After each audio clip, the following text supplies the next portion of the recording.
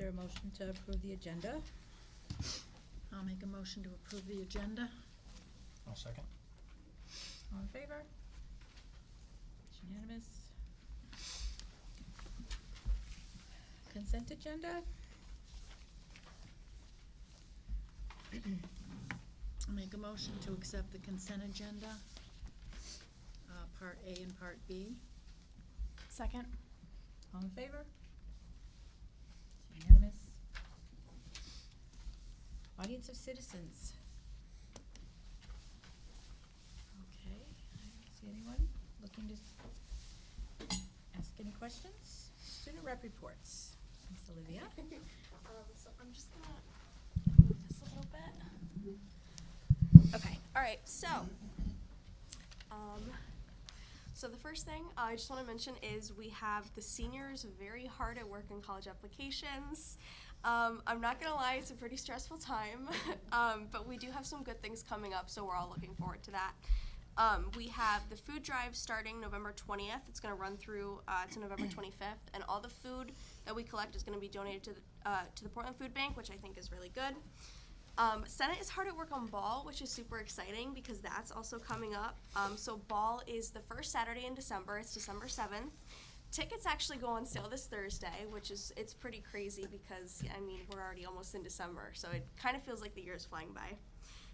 The senior trip to New York City is coming up November 26th, so we are all super excited for that. I think it's going to be a really fun day. And in terms of stuff going on, like in the music program, we have the Portland High School concert, band and chorus is going to be November 20th. And then the musical, The Little Mermaid, rehearsal starts next month, which is also pretty exciting. And I'm going to be playing in the pit band this year, so it should be a lot of fun. Great. And we have a special student report tonight. Grant? Well, first, I'd like to thank you guys for having us, for sure. You guys have a packed agenda, so once again, thanks for having us. Can you tell us all? Introduce yourselves. Yes, so this is the Highlander Report we're going to be talking about tonight. I am Grant Collins, and this is my co-founder, Kyla Pila. So, we're going to give you guys pretty much an overview of what we do as a Highlander Report. So kind of we want to start with, how did we start? So as you guys all know probably, at Portland High School, our graduation requirement is the capstone project. For our capstone project, we kind of looked at projects that have been done in the past, and we want to do something unique, something different, something where we combine our talents and our interests, and kind of come up with something original. So we created the Highlander Report. So who are we? We're all things Highlander and Shoreline Conference athletics. We truly wanted to highlight athletes' successes, not only from Portland, but from other towns as well. We cover all kinds of games, from fall sports, winter sports, and spring sports. We basically just wrapped up our fall season, or in the process of wrapping up our fall season, where we cover boys and girls soccer, cross country, football, and a little bit of swimming as well. As you can see, the Shoreline Conference is on the left. Over there, we've communicated and worked with athletes from the majority of those towns, if not all of them. And then for football, it's a little bit different. We play in a larger conference with some northern schools. So we also have coordinated with some students from those schools as well. But yeah, that's pretty much who we are in a nutshell. So our website, I'd love to show you guys just a little bit of it. That's kind of something we're really proud of. So this is kind of the basic layout of the website. This is our homepage, and if you scroll down, Mr. Bernard, kind of our mission statement right there if you want to read it quickly. Again, kind of reiterates all this is what we're about, our initiatives, what we do, kind of our media outlets, stuff of that nature. If you go back to the cool slides, Mr. Bernard, that'd be great. So the biggest thing that we do is our articles. So we actually have a bunch of them for you guys to look at. We have 9 of them, so we can pass these around if you guys want. There should be 3 in each folder. But we've written over 15 articles so far. We've covered numerous amounts of games from all four fall sports. On the left, that's a boys soccer article right there. The middle is a football article, and the right is a girls soccer article. So for the articles, we go to the games. We cover a majority of home games and some away games, definitely playoff away games. At the away games and the home games, we set up our chairs right near the field, and we take stats, extensive stats. We have stat sheets that we fill out for every single game. For football, it's everything from yards per play to like defensive efficiency stats, whatever that may be. For soccer, it's a little bit more black and white, shots on goal, saves, assists, goals, stuff of that nature. And then for cross country, it's a lot of just times. And then we use all that information we get from the game. We obviously get some pictures of the game, which we'll get into later. And we combine all of it into the article. So I am the kind of like the chief fall sports writer. I pretty much write for all this fall sports. I have room for every single one. And it's really just, it's a great experience for sure. It's really been enriching so far. I love writing, and it's a great way to highlight athletes and combine my love for writing and sports journalism into one. You have anything to add? Yeah. So my name's Kyle Appeal. I'm a senior here at Portland High School. We work on this together. I actually play soccer, so I'm more of like the winter reporter for basketball, wrestling, girls, boys basketball, and then spring I'll be covering softball, baseball, cross country, or track and baseball. So I'll be doing the stats and articles for basketball. That's going to entail interviews and quotes and stats from the basketball games, like a really in-depth analysis of the winter and spring sports.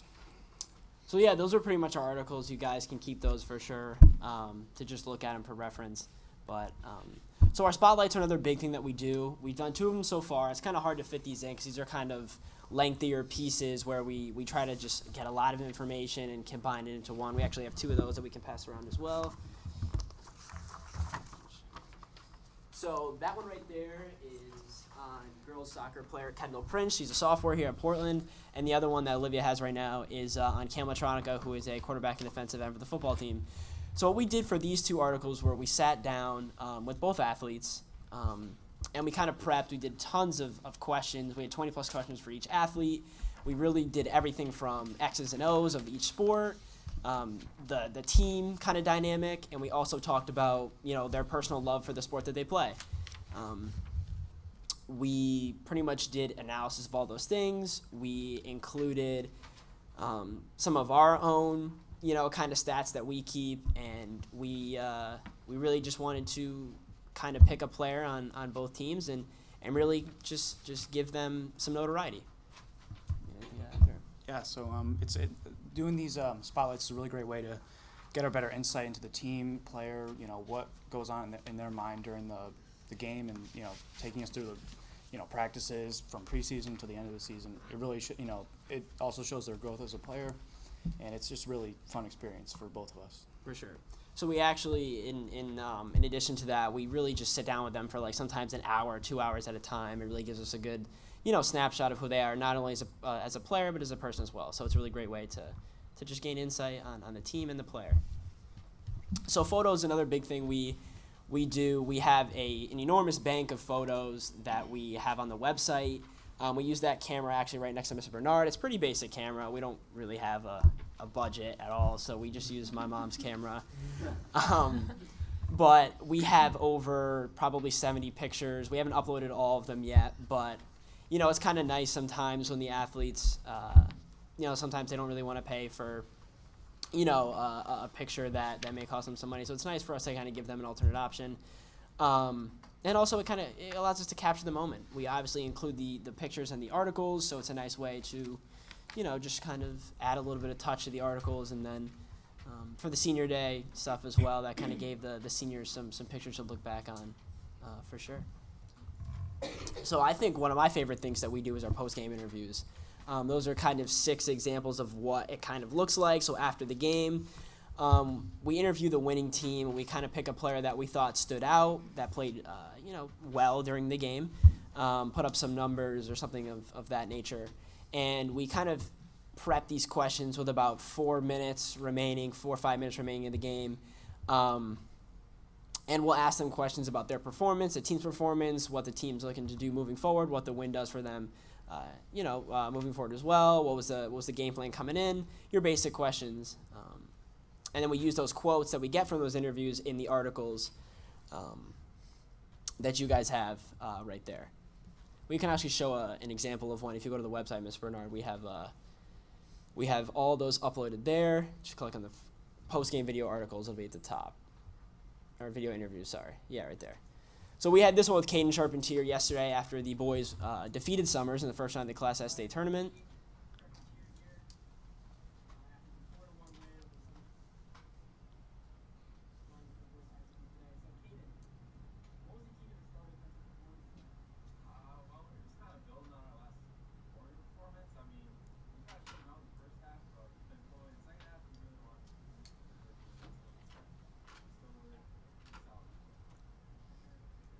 All right, so you guys kind of get the basic setup.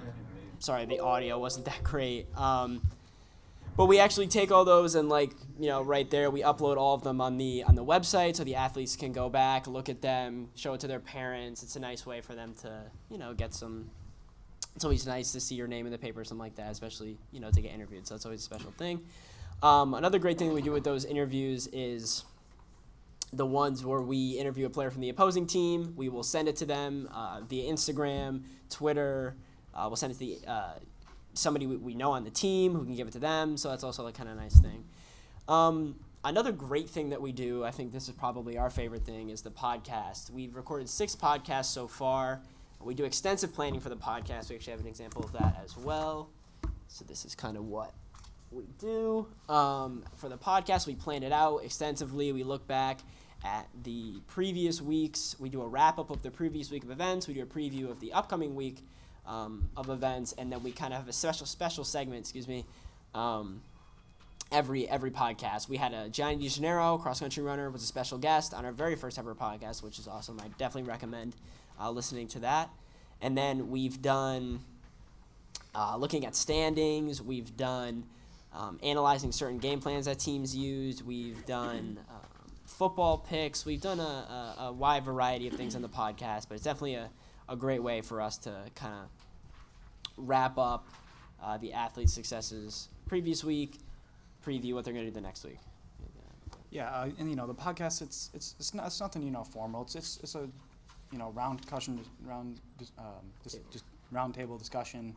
We want it to be fun for the listeners. That we don't want to just be robotic in the way we talk. We want to just incorporate some fun into it and really give an outlook on the sports life. Definitely. We do record this actually in the high school over in the podcast studio in the social studies hallway, main hallway. Kevin, I'm blanking on his last name. Kevin Armstrong, yes, he helps us with the podcast. Kevin, Mr. Armstrong is a great guy. He's been definitely very, very helpful on the podcast front. It requires a lot of technological knowledge, which he provides. So another thing I mentioned earlier is our football picks. We actually have a lot of fun doing this. This is one of our kind of less serious things where we keep track of the standings, and we do it for every week. We pick 10 games from all 7 different conferences, and like I said, we keep track of the standings. It's kind of just a good thing to see at the end of the year who has bragging rights, who picked the most winners, stuff along those lines. But yeah, it's kind of just a side note. And our social media, that's really a big thing that we do as well. We'll get to it with our staff. Right now is 7 people, and one of the big things that 2 or 3 of our staff members do is operate our Twitter and our Instagram. Our Instagram right now is about 270 followers. We're trying to inflate those numbers a little bit just to get more, obviously, notoriety. But our kind of most proud follower that we always like to point out is Game Time CT. I'm not sure if you guys all know who that is, but it's basically like the flagship sports reporting kind of media outlet in Connecticut. They're very successful. They do a great job down there, and they follow us. They comment on our posts sometimes, which is always awesome to see that. Which is great, but pretty much on our Instagram, we always, whenever there's a game we were at, an article that we posted, an interview that we did, the podcast is up, we always shout it out on Instagram. That's our main kind of, other than the website, you can find everything you need. On the Instagram, it's at the Highlander Report. And Instagram, pretty much the same thing as the website. And then our Twitter is also the same thing. We don't use our Twitter as much. We kind of use our Twitter for more like in-game updates. We'll tweet the score or who scored the goal, stuff like that. And then our weekly schedule, kind of wrapping up here, we outline every week, Saturday or Sunday prior to the upcoming week. So, for example, we have on the left the week of October 22nd to the 26th, and the week of October 15th to the 18th. That was a shorter week. But pretty much what we do is we go through day by day, and we say, all right, what tasks do we have to do this day, the next day, and the day after that? Oftentimes it's, okay, there's a girls' soccer game in Old Saybrook. Who's going to be going? Do we need interviews from that? Do we need video? Do we need game clips? Do we need pictures? Do we need articles? Stuff like that. Or if we can't make it, we need to network and get pictures or video for the Instagram, stuff like that. We also kind of point out what days we're going to do the podcast. We schedule that usually in advance, so that's not really a big deal. And then we also point out when we're going to do an interview. So that's kind of what we do, just to do that. And then our staff, we have those two pictures up there. That's Ben Fecteau on the left and my brother Harrison Collins on the right. Those are their formal pictures we have. We're actually in the process of getting all those pictures up on the website now and kind of outlining all our roles for you guys. And pretty much those two are our junior correspondents. They don't do a ton of social media work. We don't really trust them fully yet, but they do a great job. Specifically them. They were at the game yesterday with me in Summers. They've come to Old Saybrook with me. They've done a lot of road trips, and they're doing a really great job so far. They're both freshmen here at Poland High School. We also employ 3 other juniors. Well, employ, that's not really the correct term, but they work, how do I put this? We direct them, let's put it that way. Yes, Jackson Decker, who's a junior, Mason Pearsall is also a junior, and JT Jagoda, who is also a junior. Now, those 3, specifically Jackson and Mason, work our Instagram. They're really great on the app. They know the ins and the outs. They usually update our stories, which is kind of like not a post. If you guys are familiar with it, it's kind of like just a quick shout out after 24 hours. They're really great at using that app. JT is great with our podcast, our website. He's really good with technology. He's kind of like our insider on that front. And then Kyle and I are kind of the chief writers, like we mentioned. We write the articles, we prep the interviews, we plan the podcast, all the stuff that requires a lot of writing and due diligence. We kind of take care of that. That's pretty much all we have. Do you guys have any questions? Or? Do you track how many hits you get on your website? Yes, we do. So we use Weebly, and it gives us kind of how many clicks we get per 7 days, so per week. The most we got, I think, is like 650, which was pretty impressive. I think that was, I think, the 3rd or 4th podcast we did kind of an extensive podcast about multitude of different things, so that got a lot of clicks. And then and articles about senior day for both the boys and the girls soccer team went up that week, so that was also a big source of kind of traffic. Very impressive. Yeah. Anything Really else? impressive. Do you have time for homework? We're gonna go complete that now. Yeah. Yeah, but that's it. Thank you guys for having us. Thank you. Thank you. Awesome.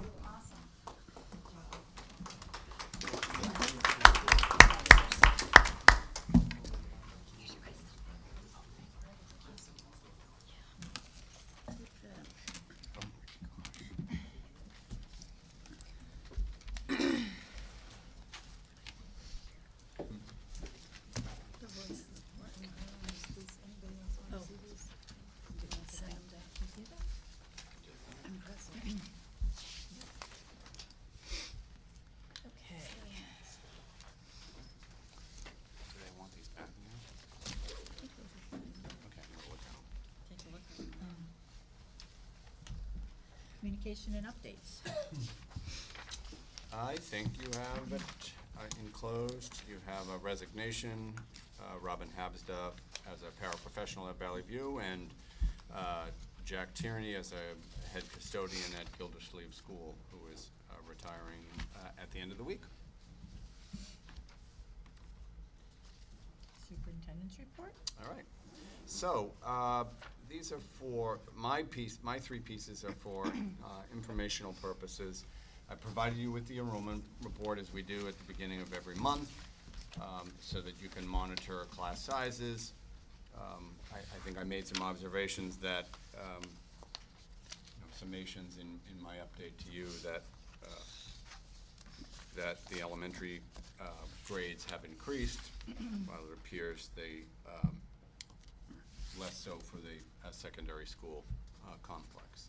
Did you have any questions about that enrollment report as it pertains to anything we've talked about relative to our particularly our classes in kindergarten and or 5th grade? And I know Allison is here and will address that if necessary too. Any questions? No? I also gave you a November 1st memo from Ajit, who is the Chief Performance Officer for the Connecticut State Department of Education. Phenomenal resource, actually. And Ajit is asking all the high schools to participate in this summer MELT research study. You know how it's important it is when he writes high school participation is strongly encouraged. So there are some issues with students who are failing to matriculate or failing to complete a degree, and he is embarking with the state of Connecticut on a research project. And I have forwarded this to the principal, Kate Lawson, and certainly have endorsed this. And all research studies do require your notification, and so I'm notifying you that I wish to participate if you do not object. It's information that is valuable for us. And then the last thing, one of my most favorite tasks every year is to recognize 2 outstanding seniors at the superintendent luncheon in the late fall. And our very own Olivia Rente is one recipient, and then I think we saw Caden Charpentier is the second recipient. So both of them and their parents will accompany me to Old Saybrook and the inn, and we'll have a lovely luncheon, and they'll give a speech. No, there's no speech. And we'll recognize them with a lovely award. And it's a lovely, relaxed luncheon where we really focus on kids and their accomplishments. And certainly we all know how Olivia has represented herself at this table, and she's done an outstanding job in the classroom as well. Thank you. So, Congratulations. yeah. The last thing I wanted to just point out to you, I'm not gonna have you listen to it, especially because we had a previous presentation, but I want to let you know that this is on the website, has been put on the website. This is us, you've heard me reference before, as a group of people in town representing the various services and religious groups. It's a community group, and they have begun a number of podcasts. I think I've referenced a few of them, but I wanted to reference this one in particular, and for a couple of reasons. Cindy Laverty is our health teacher. She's an exceptional health teacher and does tremendous work with our kids. And she is following up and continuing to help our kids better understand the consequences of vaping. And in doing so, she reached out to our former board chair, who happens to be an associate with a doctor who specializes in pulmonary medical practice.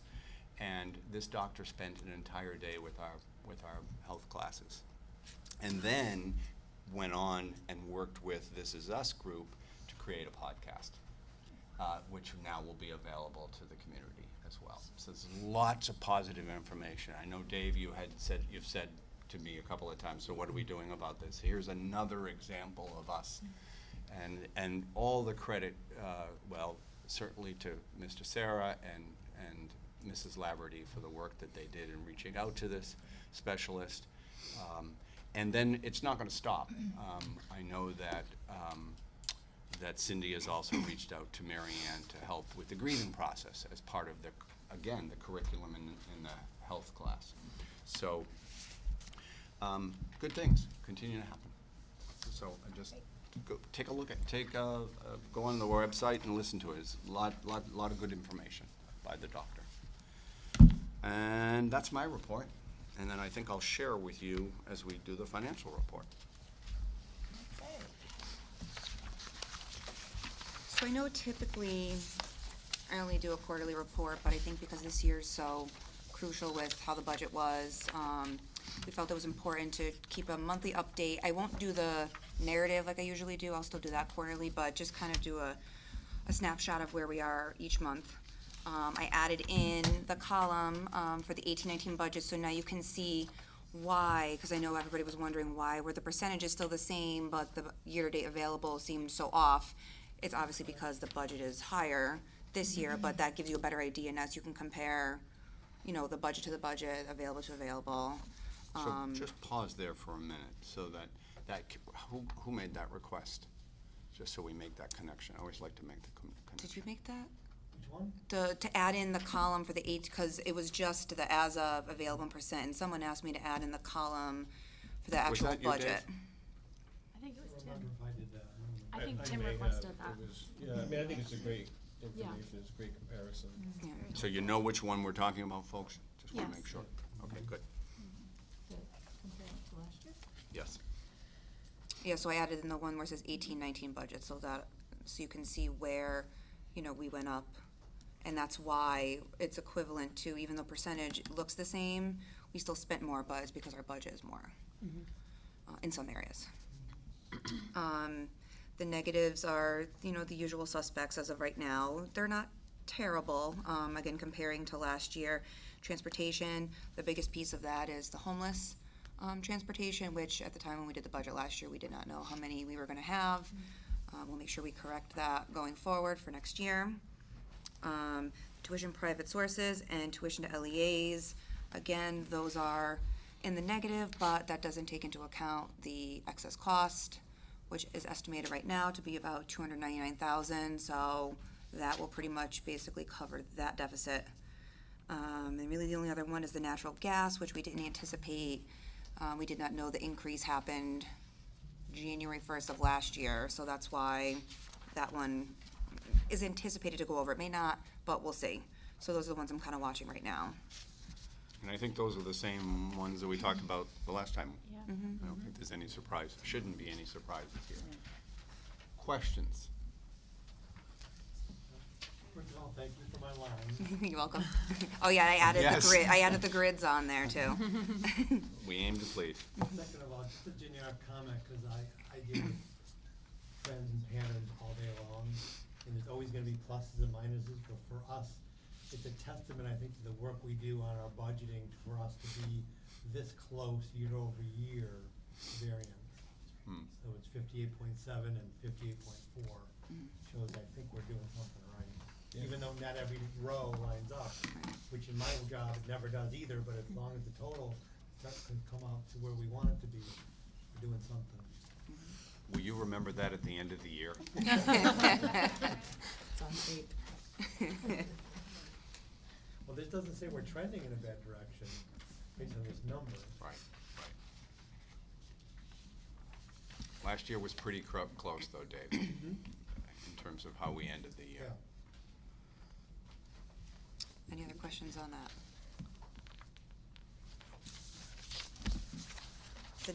The next document, it's not really on the list, but So we had talked to you, I had talked to you at during my report, back in October about my desire to support a request that came from the fifth grade teachers, and that is the more special education support due to the higher numbers of children with special needs. And again, Dave, I think you asked the question, how would I support this? So I'm coming back to let you know how I would support this. So I'm just going to guide you through. If you understand it, fine, but just in case you don't. So we've had a para resignation at Brownstone School. Our thought is not to rehire that para, but to replace that para with a certified special education teacher who would be a tutor for 6 hours a day. I indicated to you last month, that we have increased Title I funding, which is a complete surprise. We had no indication, early indication at all. Literally last October, when I notified you, that's when we were notified. In fact, Charles thought it was a mistake. So, and then we've had additional open choice enrollment, and as I indicated to you, I believe in my weekly update to you, there in the past seems to have been a great deal of attrition, particularly with our students who live in Hartford. And we didn't get as great attrition. We didn't get as many students who left the district. And so that's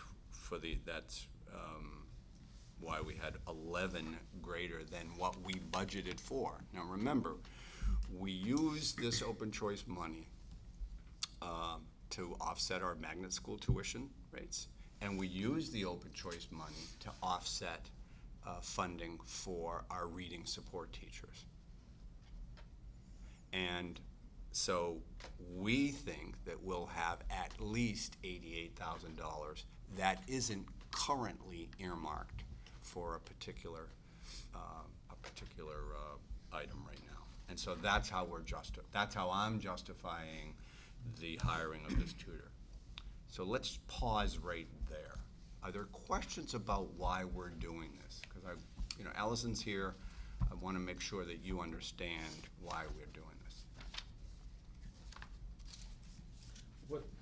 Just to talk about open choice, Yeah. what's our numbers right now? Because I know we always 71. 4%, so it's 71. What's that as a percentage now, if you know that offhand? 4.5. It's 4.5. Yep.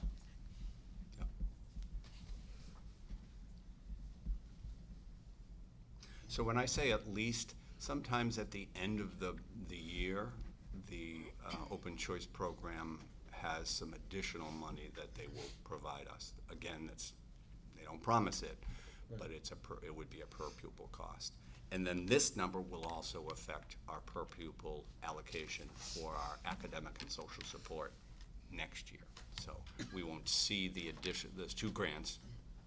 There's that academic and social support grant, which is a much smaller grant, but it also helps us because we use that for tutoring money at both Gildersleeve School and Valley View School. But so that will positively impact that particular grant next year. It won't have an impact this year. Are we treating the tutor questioning as separate from the athletic discussion? Yes, Okay. let's do that first. And I have a second question. It's unrelated, but I gotta ask or I'll forget. Yeah. Whatever happened with the Oak Hill money? We are in receipt of the first half of the Oak Hill money, and that just came in Last week. The school or the town? The town is in receipt. That's what I was referring to, is how we're gonna get that money. Yeah. I didn't doubt we were gonna get it. Do you have a commentary? Because we have We're talked about it. exploring that. Okay.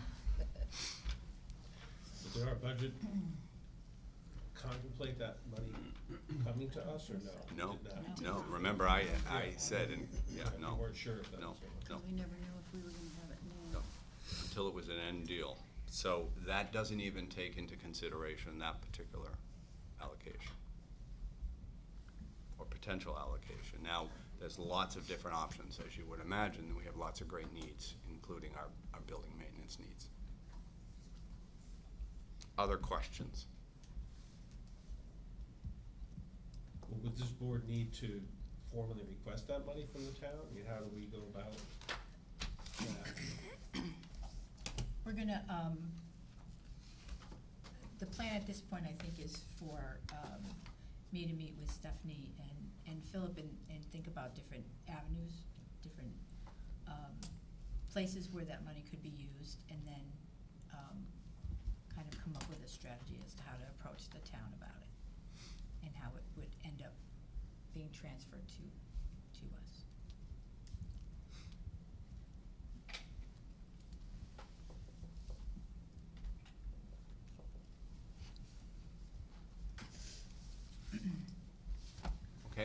questions about this? So the second piece to this is the request from Chris to restore the boys tennis program and the wrestling coach. And this is all generated by numbers, by the number of students now boys who want to have a tennis team, and the increased number of kids who are signed up for the wrestling team.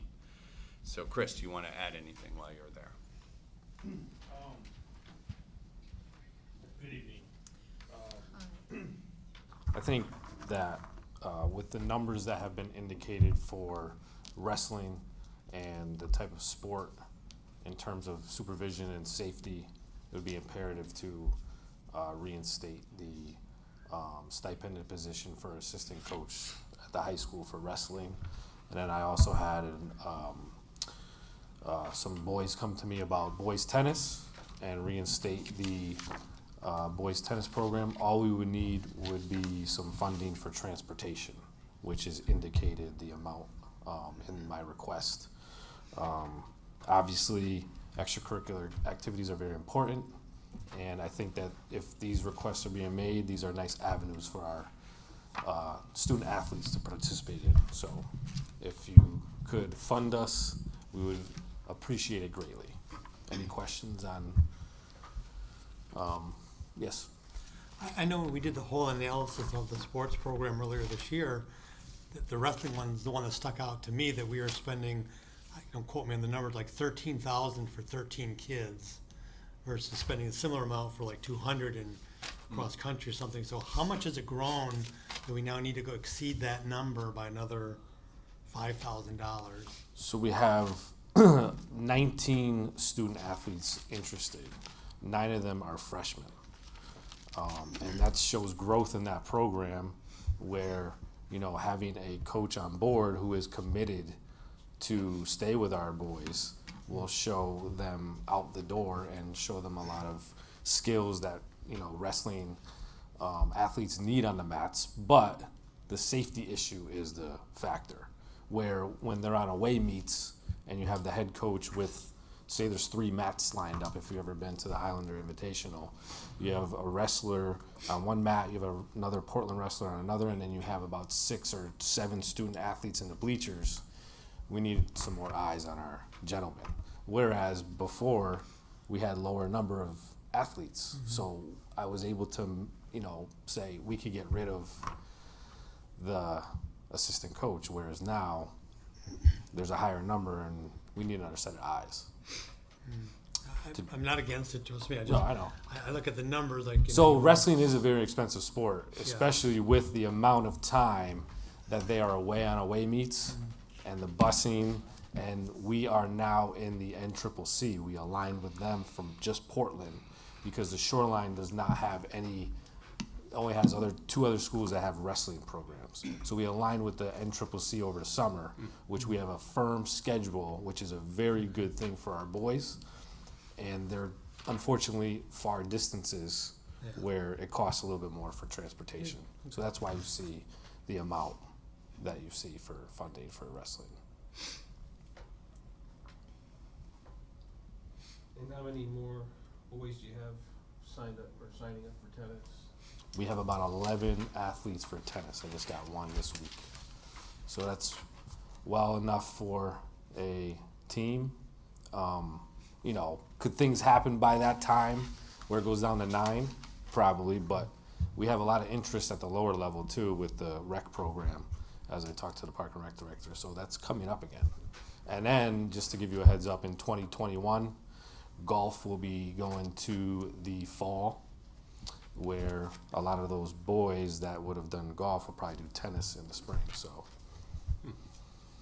that's something to think about as well. There isn't a stipend here for a coach. Remind me, do we already, how's that work?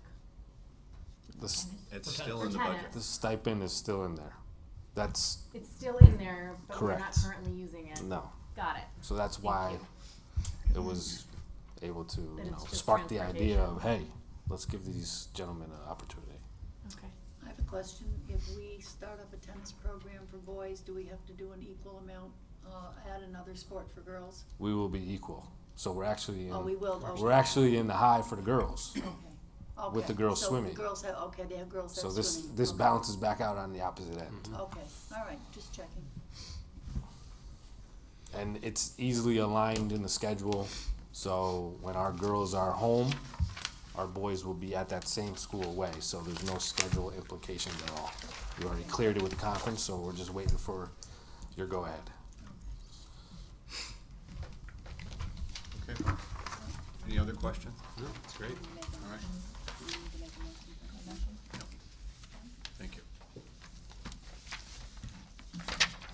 And then the final thing was just a little informational packet I put in there. I went about, just because I've been here a full year now, so I went about the budget a little differently since I knew a little bit more about what I was doing. And I kind of just put that little packet together that I sent out to all the principals and the directors with what I kind of was looking for. I added in the budget backup sheet. The high school was originally doing it, and I really liked the backup they were giving me, and it was easy for me now when I'm doing approvals to have it align with what they currently have. So now I've asked down in all the other schools as well to start doing that. So this was just a little example of what I kind of put into place. This is an incredibly busy time for Stephanie as she begins this budget process so that we can come to our first meeting in January all prepared and ready to go. We're also implementing another piece, and that is we're actually gonna have a draft budget and sit down with the administrative team for everybody to see everybody else's. And we haven't done it that way until it's all completed. So we're adding another step here for the administrative level. Any questions on the document? I think it's really helpful for us to learn and understand the budget process. I appreciate you sharing it. And that believe to achieve is the items that we ask the schools, that's kind of above and beyond the budget that, depending on how it Their turns per out in the pupil end. budget. Right. What things we could possibly fund. That's how we did, like some of those textbooks that we ended up going to the Gildersleeve grant from. Those came through Think Bigger, Think Differently. So it's just kind of additional priorities and needs that the different schools and departments feel that, take priority. And those are kind of compiled separately, and then we kind of make the decision, which ones we can fund, and which ones we can't. Yeah, I think it's great. I appreciate that you share. That's the kind of thing, I think that Sharon said as a board, we need to have a better understanding of what goes on behind the curtain, so to speak, and how it comes to, that budget lands in front of us in January. So that's nice. It's really great. Thank you. Did you notice anything about her left arm? I did. Yeah, I just didn't notice that. It's a nice color match for that. I know. I fell out of a tree. Oh, jeez. So yeah, so hopefully it'll be off next week. Oh, no. Just in time for Christmas. We're quite the crew I in know. the central office. His right arm, my left arm. All right. Right, Thank you. new business. Board of Ed orientation. Wanted to seek your thoughts or recommendations as we move into this next set of orientation processes, if you will, with our new board member, Lauren Christensen. They will the process will start actually this week, as they have for almost everybody here. I think there's a couple of you old-timers, if you will, maybe just one. It's me. Just you who haven't participated in this process. So do you have any insights? Just let me know, because we're about to embark on this. Don will have a role, Charles will have a role, obviously I will have a role. We'll give Lauren a tour of the central office so that she better understands those responsibilities in the central office. We have an entire notebook already prepared for her with copies of contracts and job descriptions and the set of the bylaws. She and I will go over every single board bylaw so that she gets a sense of what really guides the Board of Education. Those really are your guides. So We will start on Friday. What is the, cave training? So that is, if you wish to have that. We have never had Nick Caruso, and he does a road show, and it's pretty effective. But we'd have to schedule something, and it would be an entire board meeting. Is it something specific that he discusses, or? Roles and responsibilities. Oh, okay. And will there be time set for these different sessions? Cause there's a couple I might wanna go to. That's a good point. There are times, they're not listed, Yeah. so we will send that out too. Okay. Because anyone's welcome to attend. Yep, send it out. I don't think all of the meetings are firm yet. but-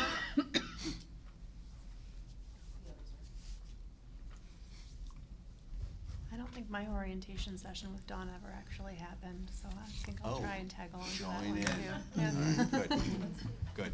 That's a really important one, Yeah. as you now well know. I think she was out when I was in, She may have been. yeah, anyways, I All think right, that happened. Good. All right, thank you. Old business, we are going to get an update on Brownstone.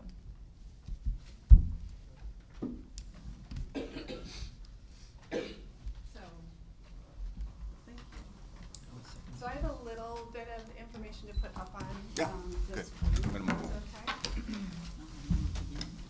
Sorry, to make everyone get up. This one. Thank you for having me this evening. So as you know, I'm from Brownstone Intermediate School, enjoying my third year there, feeling like I'm really at home now, and excited about some of the initiatives that are really coming together. Thank you. So I decided to highlight a few things that are going on this year at BIS that are specific to this year. The first is that we spent quite a bit of time at the beginning of the year realigning adult and student expectations for behavior. So the teachers during those first in-service days talked about areas where they were concerned about student behavior and needing to make sure that we have really consistent adult expectations for kids. So they identified lunch, recess, and the hallways as three of those areas, which I would probably guess that all of us could identify.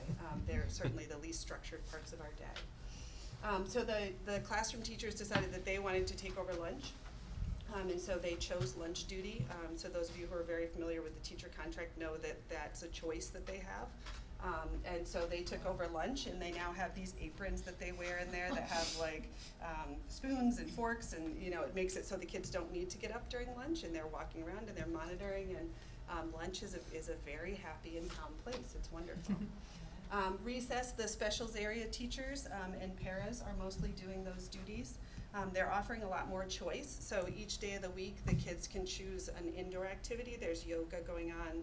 I think yoga is Thursdays, dancing is Wednesdays, basketball is on Mondays with Mr. Fox. Somebody does something different on Mondays. Friday is board games. And so each day of the week kids can sign up to go into the gym if they prefer not to be outside.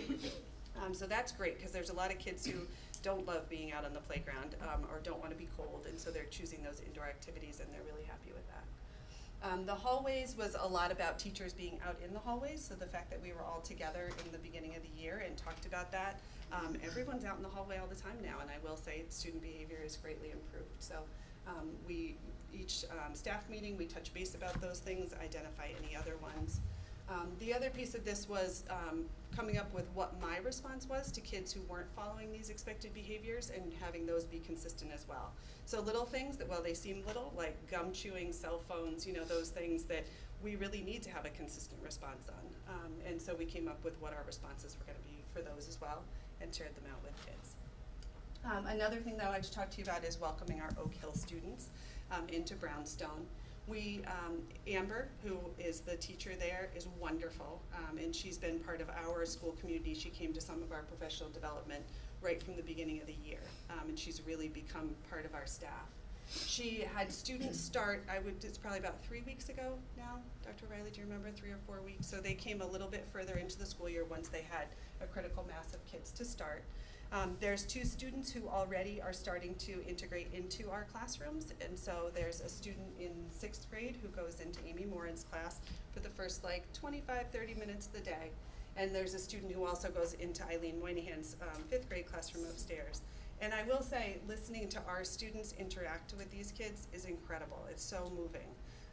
And it's been, I would say, at least as wonderful for our kids as it has been for these Oak Hill students who are now going into our classrooms. So the times when they go into our classrooms are strategically chosen by the classroom teacher and the teachers who are there with Oak Hill. But it's really, I'd say, been a big benefit for us. There's of course been some growing pains, like whose parking spot was whose parking spot for the last 15 years, and who's, the bathrooms, and kind of figuring out all those pieces. But our staff at Redstone has been wonderful, and it's going very well. And then the last thing I put on here, I know that Ryan and I came to talk to you last year about transitioning to the standards-based reporting in 5th grade. We really are doing that this year, so we were just talking to you about it in theory last year. It's been wonderful. Holly Russo has been great about making sure that it's in Aspen, so it's ready for the teachers to start inputting student information for the upcoming report cards. One thing that we're really working hard on is making sure that it's very meaningful for parents. I know Ryan and I talked to you about this last year. Our frame of reference is that a 95 is an A and an 88 is a B+, and I think that parents have an understanding of what that means. And I can tell you that I find standards-based reporting to be much more valuable, but we need to make sure that the parents understand it in a way that makes it valuable for them too. So we've been working really hard to figure out what a 3 is on the standards-based report card and make sure that we are communicating that to parents so that they have a good understanding of it. We're working on what teachers are going to be talking to parents about at the upcoming parent-teacher conference, as well as a cover letter that helps parents to interpret it at home. So during the summer, I was here with you. I actually think we were in the auditorium over on the other side of the school, and we talked about moving from 5 5th grade teachers to 4 5th grade teachers. So that's the other thing that I just wanted to talk to you about tonight. This is the actual wording from that presentation that Dr. O'Reilly and I did. We talked about monitoring new enrollments, using academic paraprofessionals, and making sure that we were leveraging that support, closely monitoring students' needs and their growth, and then that we would come back and report to you. So that's part of my time with you here tonight. So the enrollment right now in 5th grade stands at 94. I think that's actually the same number that I gave you when we were here. It might have been 93, but it's very close. The paraprofessional support, I do have academic paras in science and social studies, in all of the science and social studies classes, so there is an extra person in there.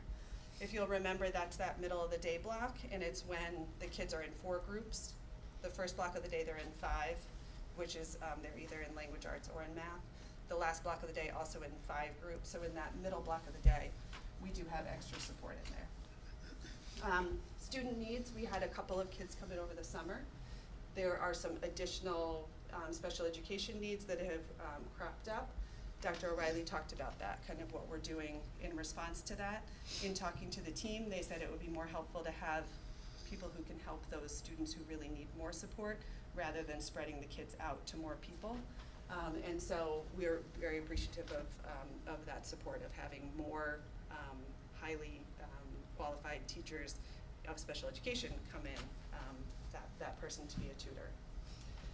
In terms of student growth, I tried to pick a couple of points to talk to you about just to show what kind of growth we're seeing with this cohort of kids in the 5th grade. So you know that we have Reader's Workshop, and that there are lots of units of Reader's Workshop and Writer's Workshop during the year. So at the beginning of each one of those units, the students are given a pre-test. So that means that they haven't had any instruction on that particular topic. They're given a pre-test. At the end of the unit, they're given a post-test. It's on a different piece of literature, but it's the same basic concepts. So what we saw is the Reader's Workshop, so this is the average growth for the 91 kids who were in my sample. The growth went from a 1.2 out of 12 possible points on the rubric to a 6.33 out of 12 possible points on the rubric. So that's huge growth. When I was setting goals with my teachers at SLO meetings, they were saying more like a 3 to 4 point growth. So this actually in this first unit was significantly above the growth that they were expecting from students. In math, The Bridges first unit is expressions, evaluations, and volume. The pre-assessment there is out of 35 points, and again, it's testing specific standards. The pre-assessment, the average was 8.02, and on the post-assessment, it was 23.35. So again, really big growth. For those of you who are trying to do the math out there, just know that this equals like 67% or something. That's not how we look at Bridges, or how we look at the rubric assessment there. We're looking for growth, and some of the standards that we're testing kids on are not for mastery. So just kind of keep that in mind. It doesn't equate to a numerical calculation. It's about which standards we're teaching to mastery. I'm going to try and flip over to a different. Can you go out of here for a second?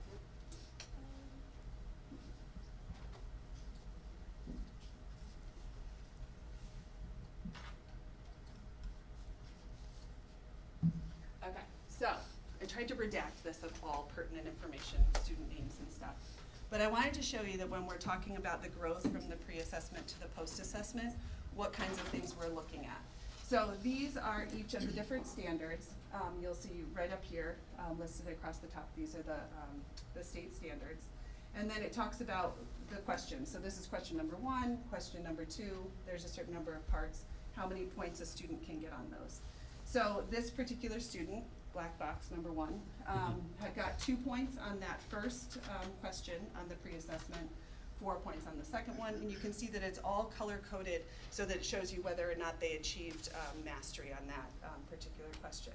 So this is the pre-assessment, and then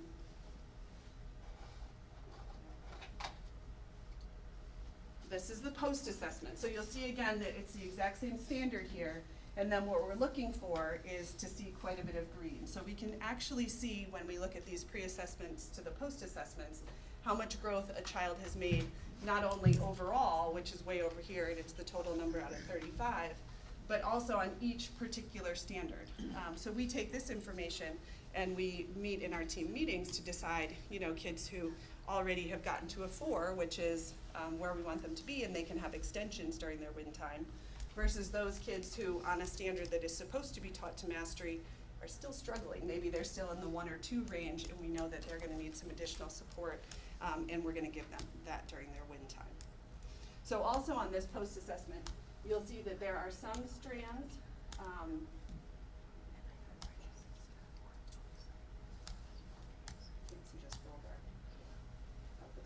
So you're going to see some that have some more red on them instead of as much green.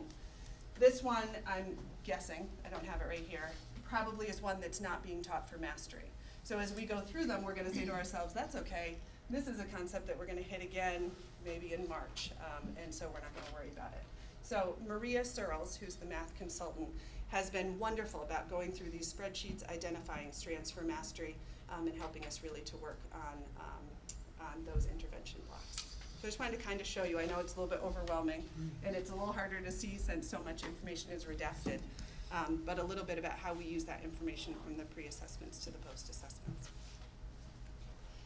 I also would share with you that, it's been hard to go from 5 classroom teachers to 4, but one of the benefits is that Maria and also our reading consultant, Stephen, Maria's teaching Bridges 1 period a day. And then she's really jumping into this data even more than when she just was in that consultant role. And the insight that she has into this will be useful for her in years to come. So we've been working on some different spreadsheets, some way to make it useful as we move towards the standards-based report cards that they're going to be starting to score soon. So that's kind of a silver lining on a gray cloud, is that that's been a really great experience for her as well as for Stephen. The kids are doing this on a computer, correct? The post and pre, they're not. This is all hand graded. It's paper. With paper, okay. And that's really important because, especially in Bridges, we're looking a lot about the strategies that kids use. And so if we don't have, their work, it's hard to figure out what strategy they used in order to get to their answer. So it is all paper and It's pencil. all paper. Any other questions? Thanks. Thank you. Thank you. Thanks. Actually, I just remembered, I have a quick question. For The, Allison? for whoever, the para that we're not, that para position that we're not rehiring, is that going to impact the ability to have para support in every science and social studies class? No. Okay.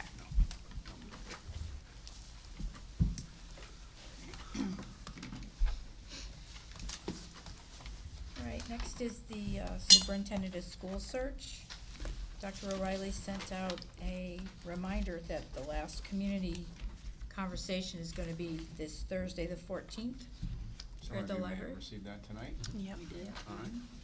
And some other dates that Mr. Arardi has sent out to keep in mind is a special meeting on January 8th to talk about, there'd be a meeting of the hiring committee. And just looking for the email. It'll be a special meeting, noticed as a special meeting, we'll talk about the information he's collected at the community conversations, and then we'll go into executive session or adjourn the meeting and have just a hiring committee meeting to talk about what the applications are looking like at that point. And then also January 20th, 21st would be initial interview dates, and then January 30th for second interviews. And the only question I had about that for you, Dr. O'Reilly, is the 20th, I believe, January 20th is Martin Luther King Day. If that Yes. is no school, so, if that's gonna create an issue. It will. Okay, so we may have to pick a different day for that. All right, let me make sure he knows about that, or do you want to do that? No, you can. Okay. I was looking at Meg, but Oh, Oh, I can do it. I can contact him. And just ask him. I also had a quick question about the 21st is the third Tuesday in January, and Right. we don't have a calendar yet, I don't No. believe, for our Board of Ed meetings, but We will next wouldn't we month. typically have Yeah. a meeting on that evening anyways? we typically in January have a meeting Every every Tuesday. Every Tuesday, Tuesday. except the last one, sometimes we waive if the budget's Mhm. in good shape. So Right. typically, your regular meeting would be the 7th and the 21st. Mhm. Yep. Your okay, regular so meetings. we'll have to look at those 2 dates. Maybe do them either later in the week or, previous week or something. Yeah, I'll contact him and see. Yes. And then we do the dates. calendar. I did talk to Meg Wright today, and we do the calendar next month, Okay. the December meeting. Yep. Any other questions, comments?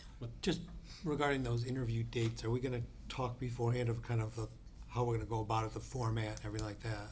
That's the January 8th meeting, No? when, Okay, because he's gonna give it's a special meeting. It'll be the day after our Board of Ed meeting, but it'll be, a public meeting with a summary of the, findings of the Finding. conversations.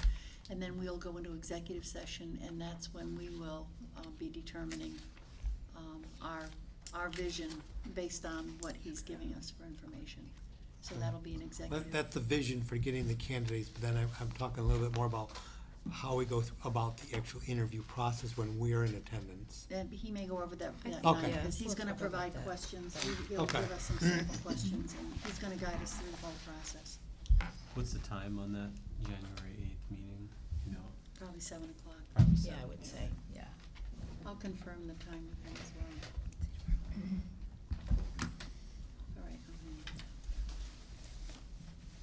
All right. Committee reports. Curriculum? Curriculum's meeting tomorrow. Okay. Policy had a good meeting tonight, and we have a wellness policy which is still being worked on. It's a very large policy that encompasses a lot of things, so we will continue to work on it. I don't believe we'll have a policy meeting now until January, probably January 7th. It'll be our next meeting. Okay.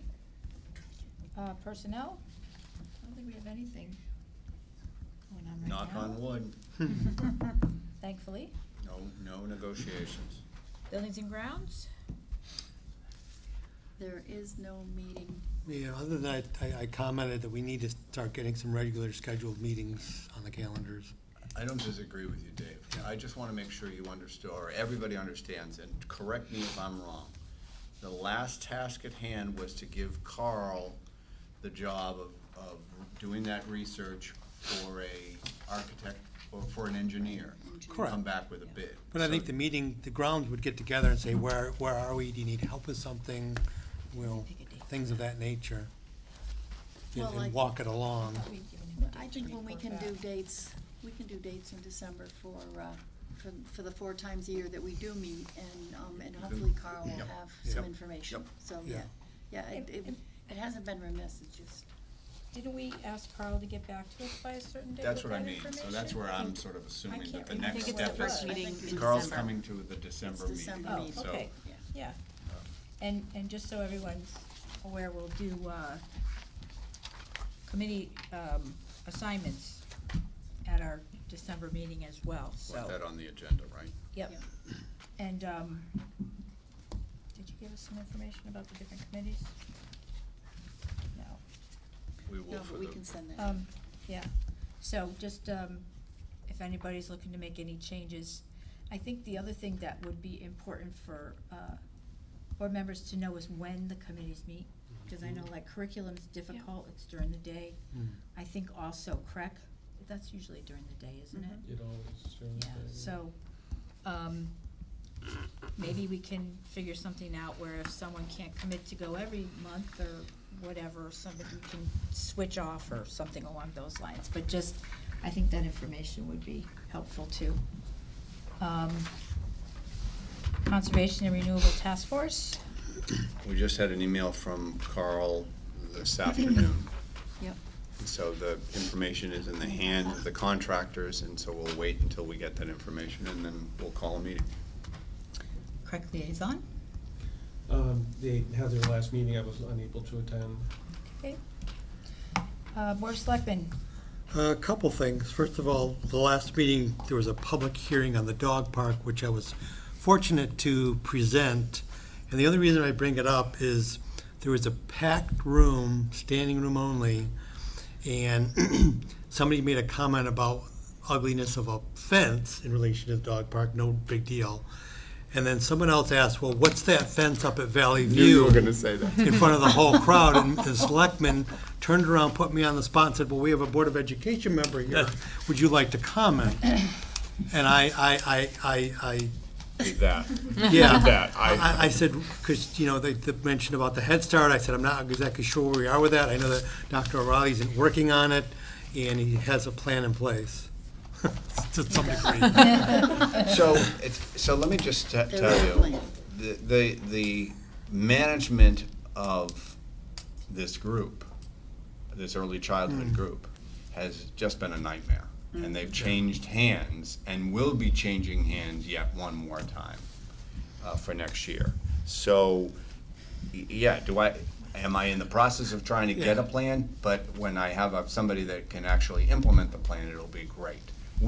I think it's an eyesore, and I agree with you that it needs to be changed, and I've been saying that since before it was installed. I didn't want to have a metal fence there like that. I just want to bring it up in case Susan But- catches in but the just hall so and asks you you about it or know, something. I recognize Yeah. that it is not the greatest looking thing, particularly because I wanted the vision of that green field when we took Yeah. down those eyesore Right. at Valley View. So, I want to see if we can get it fixed. I also have a member of The the. Moms Club, Melissa Mo- Kelly. Moms Club who want to see if they can make that a project. Okay. I'm all for it. In other news, they kind of did the same thing that we're talking about, that Susan talked about, boards and commissions are gonna be, some of the expiring, and they're gonna be shuffling around, and as we all know, these are all volunteer appointments, so, as they get people that sign up and volunteer for the different vacancies, we always have vacancies in a lot of the town There are boards a and lot of commissions. They mentioned the park is almost done. Won't be ready for this year because of the winter time, obviously, but they're wrapping up the building, they're wrapping up the entrance, and is moving right along, which is good, so the spring we'll have that new park. Grass is in. Yeah, Looks yeah. And the sale of that brownstone property down by the riverfront was completed on November 1st, so we now own that too. Get your So, kayak, That's it for the, get your kayak. yeah. Okay, audience of citizens? Citizen? Future. Okay, Board of Education member comments, and I'm going first tonight. I have a little token of our appreciation for Mr. LaVoy from the board. Certificate thanking you for your years of service. Thank you. You're welcome. I think he deserves a round of applause. Are you gonna do it, Nick? And some refreshments. Listen. Some refreshments. We have some refreshments. Thought we were gonna have a dunking booth. We could put a dunking booth. It's a little cold for that. Raise some money for Right. Wow. Boy. You must be a big guy here with a. Oh, yeah, I didn't bring my cake knife with me. We did, don't worry. Well, Wrapped that's- in a paper towel. It was behind the box, yeah, orange. Yep, I got it. Okay, well, No, thank you. I'd make some comments, just. sure. But thank you, I appreciate that, I appreciate working with this board, it's been a great group of folks. I know I cannot talk and cut at the same time, so I'll wait, but it's been, 4 years on the board, I've learned so much that I would never have learned if I hadn't gotten involved with the board in terms of school policy and the people and, the importance of the schools in our community and really what they do far more than I think most people recognize. And it's been great. I'm sad I'm not going to continue to be on the board, but I appreciate what I've been able to do, and thanks. And thanks for the cake. All right. Any- I just want to say that, and I said to Tim how much really I have enjoyed. And we've not always agreed on different topics, but it is really critical that a Board of Education Board of Education members don't all agree. You have to have different viewpoints so that you can have that discussion, and I think Tim has continually advocated for what he believes in and has worked with the board to move his ideas forward, and so I do thank him, and I will miss him as well. So thank you, Tim. Thank you. Any other board member I have a comments? couple things. I first of all want to say thank you to Tim as well, because appreciate because we sometimes ask the tough questions, that we all ask tough questions, but we get into the financial stuff a little bit more, which is kind of our forte, so. A couple small things. One of the things, and it's really small, but I hate to even bring it up, but I know Dr. O'Reilly was out for surgery, but I didn't know that until a parent told me. Someone I met at a local event and said, I heard he's out, and I said, oh, okay. So I don't know where we draw the line on what should be communicated to us, because it sounded like the board chair and Meg knew all about it, but I certainly didn't know anything about it. So I would think that would be up on the scale of semi-important to know about. Well, it is a fine line, because you're talking about personal medical issues and other information. Certainly, Dr. O'Reilly was available. If there was an issue that came up, he was in contact with me, and he was in contact with Meg Wright, pretty much continually while he was recuperating from his surgery. So it is somewhat of a fine line, and certainly if something had come up or arisen where, there was some type of an issue that the board had to address, it would have been shared. It just begged the question for me to ask, like, how much, and I'm not saying there is anything, but are there other things that we don't know that we should be knowing? Just stuff, are you like the gatekeeper of information that doesn't flow out? I'm just saying there's a generic statement. I just, because I'm not going to compare, but I've heard this comment from the Board of Selectmen, from some of the selectmen, that certain people get information, certain people don't. So I know that's not us, but I just want to make sure it's not us. I just want to say this came faster than I anticipated.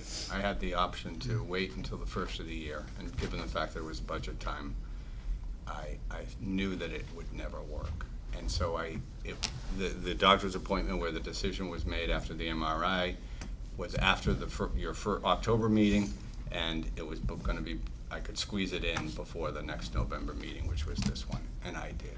If I didn't notify you, my bad, but I'm it just was saying, something I don't know that where it rises to the level of The intent importance. was, Dave, to squeeze this in so that I could get it done between board meetings, and so it happened quick. Yeah, and the second thing is, again, I don't know where this falls into the realm of communication, is that, I had to hear from my daughter about a whole incident with the Chromebooks in a communication, and I didn't hear anything from, the people that I should be hearing from, as far as, the incident, and, did this rise to the level of someone that was,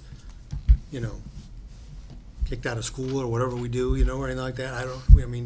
It's odd that it just went kind of untalked about. So there was that issue with the middle school, but as a middle school parent, you should have received that information. I got something from Scott in from an Scott email, it was kind of repeatedly. vague, Yeah. but I would have thought that being of an incident of this nature, that it would have risen to a little bit more of a communication from the administration level, like you to us. Okay. I don't think we get, I'm gonna speak to it because I heard the same thing, but I don't think we get into the weeds. That's not the weeds, when you take But Chromebooks the away from thing 2 is, the grades, principal was that's not in the handling it, weeds. and it was done, but it was done by the administrator was handling it, and, I didn't think it was a board issue. I didn't see the need to, That's where we to agree have to a disagree. discussion at the board, because it would be a disciplinary issue for a student.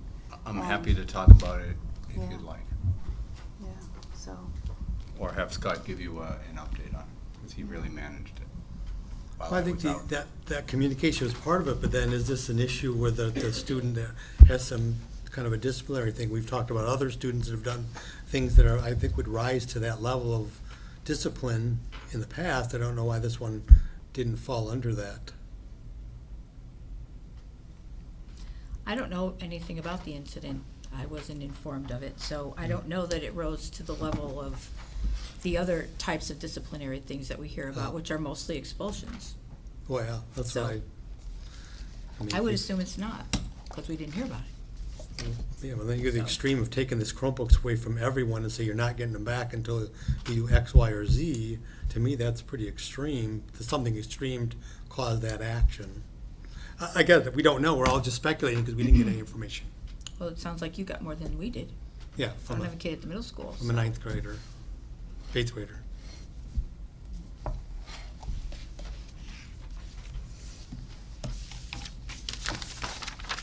That's all I have. Anybody else? I'll go. I just want to say thank you to Tim also. We don't always see eye to eye on things, but I really appreciated how much time you put in doing your homework and not just with the numbers, but with the Building and Grounds Committee. So thank you very much for your time. Really appreciate that a lot. Also, Cindy Laverty, who we talked about earlier, I know has been a really dedicated teacher here. I believe is still not full-time. And I just wanted to put out there that she's a great teacher. I've seen her work as a class advisor on a number of levels with my own children, and I've chaperoned on events with her. That's a position I really think, not just because of the job that she's done, but because the importance of that position in this school really needs to be full-time at this school. And there was something else I wanted to say, and now I can't remember. I think I'm glad you did mention that, because I thought her graduation speech last year was Yes. tremendous. Yeah, And really demonstrated her connection to our students. and I go to a lot of graduations. I'm sort of a connoisseur, if you will, of graduation ceremonies, and her speech is one of the best I've ever heard. And there was somebody else I wanted to talk about too.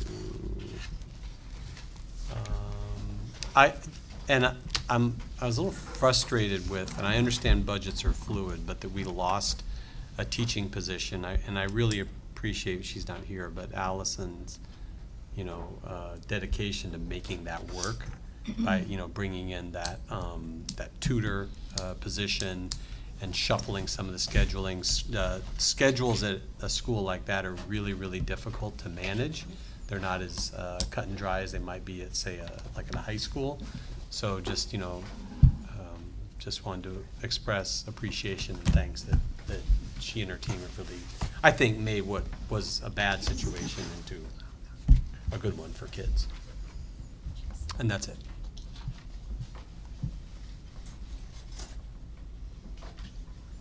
Anybody else? Cake time. All right. Okay, I don't think we have anything for executive session tonight, do we? We do not. All right, so we can cross that off. Is there a motion to adjourn? I make a motion to adjourn? Eric? I'll Is there a second. Chris? Second. All in favor? Okay, stay for cake. Everybody stay for cake.